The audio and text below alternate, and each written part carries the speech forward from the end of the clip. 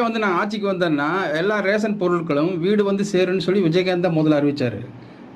இன்னைக்கு அவங்க செய்யறாங்களோ இல்லையோ, அவர் வந்து அந்த திட்டத்தை ஸ்டேட்ல இம்ப்ளிமெண்ட் பண்ண ஆரம்பிச்சிட்டாங்க. சிந்திக்கிறாருல்ல, அந்த சிந்தனை ஏன் விஜய்க்கு வர மாட்டேங்குது? பிஜேபி ஒழிப்பேன், ஆனா திமுக ஒழிப்பேன், திமுக வரக்கூடாது, அதிமுக நான் கண்டுக்க மாட்டேன், அப்புறம் இந்த கட்சி எப்படி இருக்குது, அந்த கட்சி எப்படி இருக்குது, இது மட்டும் பேசினா போதுமா?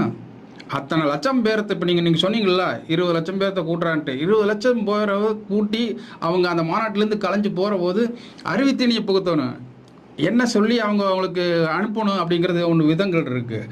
தீர்மானத்தை போட்டு இந்த தேர்தலில் நீ இப்படியெல்லாம் வேலை செய்யுங்க, இப்படியெல்லாம் நம்ம காத்துட்ருக்கு, அந்த மாதிரி செஞ்சால் தான் ஒரு கட்சி, ஒரு தலைவர், ஒரு நல்ல கட்சி இதை ஏற்றுக்கலாம் அப்படிங்கிற மாதிரி இருக்குது. அதே மாதிரி பவுடரை போட்டு தாடி வச்சுட்டு விற்க வச்சுட்டு வந்து ஒரு மியூசிக் போட்டு ஓடி ஒடிஞ்சிட்டு ஹலோ சார், நான் சாரி சார், ராங் ப்ரோ அப்படின்ட்டு புது இதெல்லாம் என்ன வார்த்தை? இதெல்லாம் இது என்ன அரசியல்?